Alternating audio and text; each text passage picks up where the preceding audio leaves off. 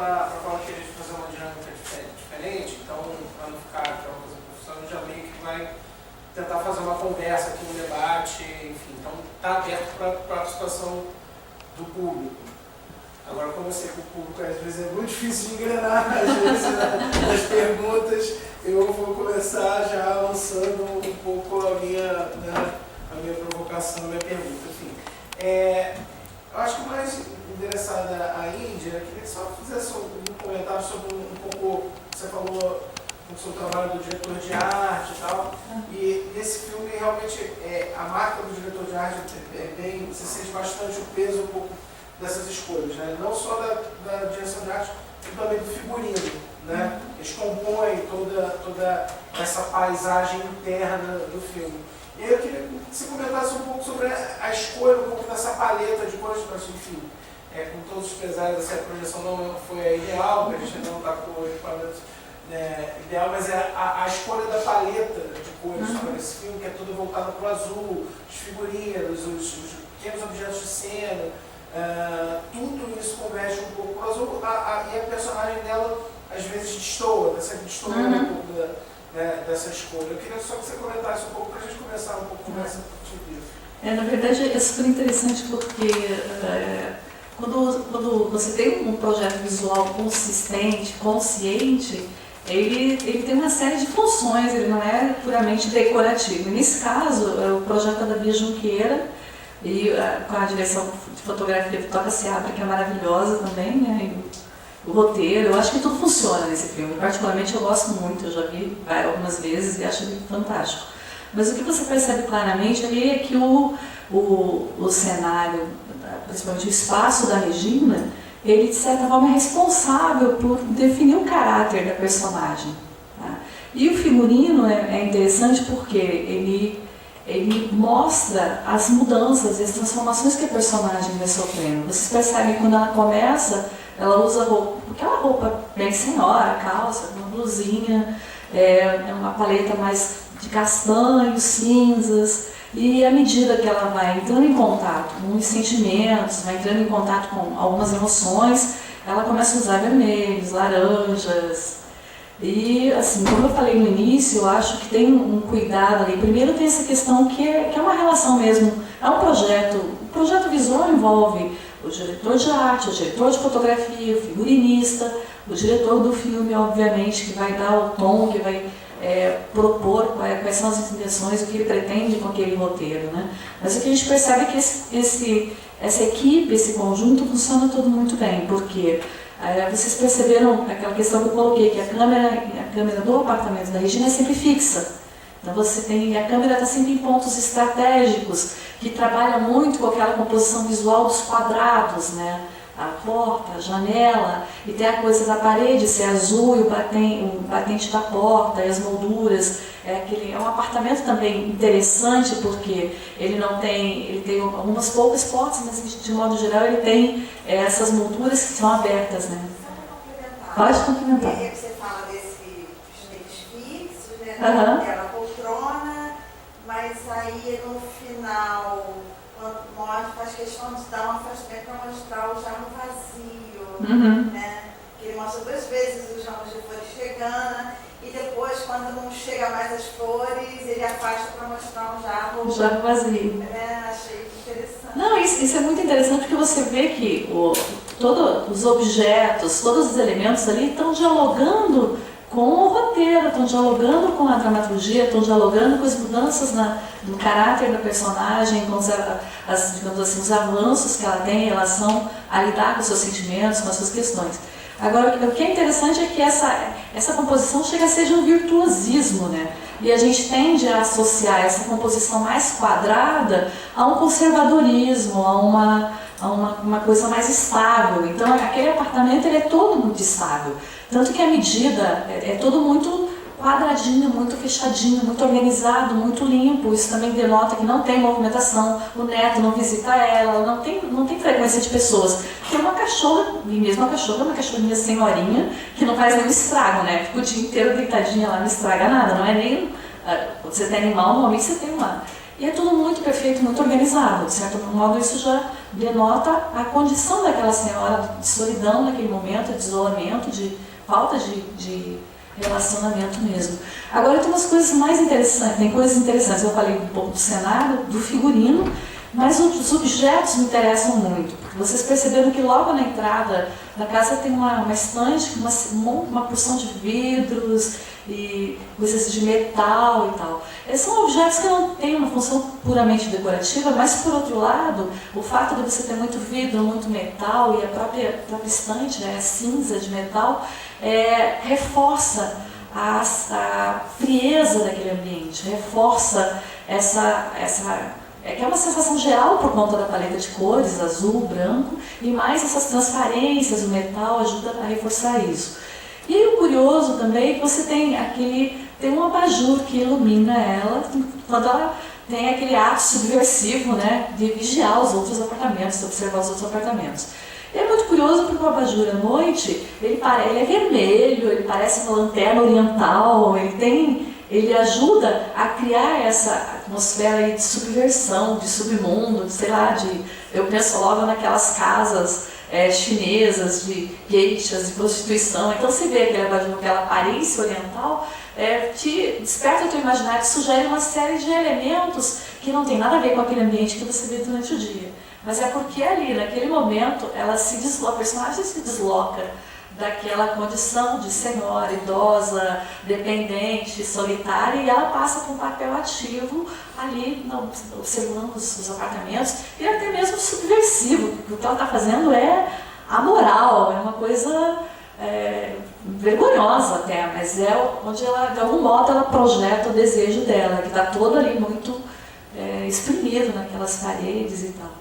E só para finalizar, para passar a palavra para a Paula, tem uma sequência, não sei se vocês observaram, mas uma coisa que, quando eu digo que todos os elementos conversam, é muito curioso também o trabalho com o som. Não sei se vocês repararam, mas quando parece que o binóculo não só amplia a visão, mas também amplia a audição dela, porque quando ela olha para um apartamento, ela vê o barulho do aspirador de pó, quando ela olha para o outro, ela ouve a música. Quando, na verdade, a distância não é tão grande, se fosse um som diegético, ela já estaria ouvindo esses ruídos enquanto estivesse no batente da janela, observando os outros apartamentos, né? E aí, para fechar, o próprio apartamento, a composição visual e a forma como o apartamento do Camargo é organizado, eu acho fantástica, porque tem um espelho à esquerda, que de certo modo reflete o abajur que está do lado da cama. Você tem um banheiro logo em frente, com um pequeno recuo ali. É um cenário, mas é um cenário muito, muito interessante, porque ele é todo horizontal. Você vê que a câmera vai passando, a câmera sai do quarto, vai para a sala. Então isso lembra um pouco a coisa do Janela Discreta, né? Que tem essa composição, foi feito em estúdio ali, a impressão que dá é que realmente parte, acho que até pode ter sido feito em estúdio por conta de recuo para a câmera, recuo para a produção e tal, mas parte acho que foi feita em locação mesmo e é muito, muito, muito interessante, né? E é bonito também, né? Porque ele trabalha com aquele tom de pistache, tem os vidrinhos coloridos ali na prateleira do banheiro, ela mesma, a esposa dele, a Célia, usa um hobby verde. Então você vê que também é muito equilibrado e muito harmônico, aquela estrutura ali é muito harmônica. Mas uma coisa curiosa ali é que também as escolhas da montagem e da própria câmera, elas têm uma função ali, uma função dramática. Não sei se vocês repararam, o filme todo tem muita perspectiva da Regina, né? Como eu disse no começo, até uma certa tensão pelo fato dela ver mais do que a maioria das pessoas, que ela está empoderada daquela posição de policial, de investigadora, ela assume mesmo esse papel para ela, né? Mas tem uma situação que eu acho muito interessante, que é o momento em que ela vê ele pegando a seringa, ele puxa o bolo da seringa, aplica a seringa. Só que aí naquele momento em que ele puxa o lençol, não sei se vocês repararam, a gente tem uma espécie de jump cut que é bem comum lá no Velho Vague, lá até com maneirismo. Naquele caso ali, é um pouco para mostrar tanto o ponto de vista dela como o que realmente aconteceu, né? Você vê a mesma, até uma, digamos assim, uma subversão do que a gente chama lá da regra dos 30 graus, E dificilmente você faz uma montagem repetindo um plano que tenha exatamente o mesmo tamanho que o anterior, ou que esteja na mesma posição que o anterior, porque daí dá esse estranhamento, é um corte estranho, né? Mas para mim esse corte é um corte que tem um objetivo, ele não é só um maneirismo, ele tem um objetivo dramatúrgico que é mostrar o ponto de vista dela e mostrar o que realmente aconteceu para o espectador, né? Mais à frente, lá no finzinho também, né, quando ela está nessa ânsia, olhando tudo, percebendo tudo, ela vê o moleque e ela acha que o moleque está ameaçando o motorista, enquanto o policial namora uma mocinha ali do lado. E daí, de repente, quando ela anda um pouquinho, ela olha, ela vê que não era uma faca, ele só estava com uma caixinha de chicletes ou de bala, entendeu? Então, é curioso isso, ele joga muito com esse ponto de vista dela, né? E é um ponto de vista acentuado em alguns momentos por essa situação que ela se coloca, né? De informante da polícia. E é muito divertida a coisa dos codinomes, né? Aí você passa a entender que isso é um projeto da polícia mesmo, tem uma rede ali de informantes e tal. É bastante curioso. Mas assim, dá para falar muita coisa sobre esses aspectos plásticos mesmo. Uma característica do melodrama é a valorização dos objetos e essa valorização dos elementos plásticos como parte da situação dramatúrgica. Então, eu acho que como o filme ele fica um pouco ele só começa com essa coisa meio policialesca, brincando com esse gênero policial, do noir, quando a primeira imagem do filme você vê a luz entrando, aquela persiana, que é uma coisa super recorrente no cinema noir. Depois tem toda aquela brincadeira de não mostrar o rosto dela, ela está sempre na sombra, que recupera um pouquinho do estilo, mas depois ele vira um drama mesmo, e trabalhando com questões assim, muito pertinentes e muito atuais, né? O que é a vida do idoso na cidade, como é que são essas relações e tal, com a família e tal. Então, acho que aí o gênero se estabelece como um drama mesmo, e aí esse trabalho plástico todo faz muito sentido. Acho que é isso, gente. Espero ter respondido. Alguém tinha uma outra pergunta para fazer para o Paulo, considerando um pouco a sua fala inicial sobre como a gente pode tentar entender o Rio de Janeiro a partir de janeiro, né?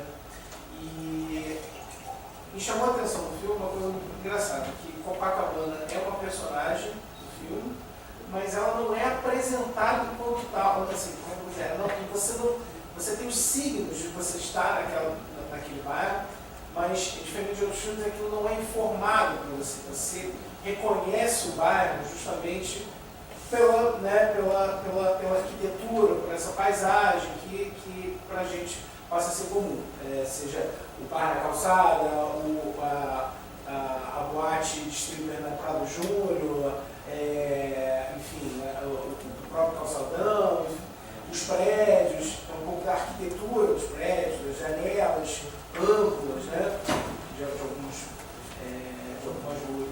Então, eu acho engraçado isso me chamou a atenção, né? Como a Copacabana se apresenta enquanto personagem do filme, mas que você pesca, você vai descobrindo ela, né?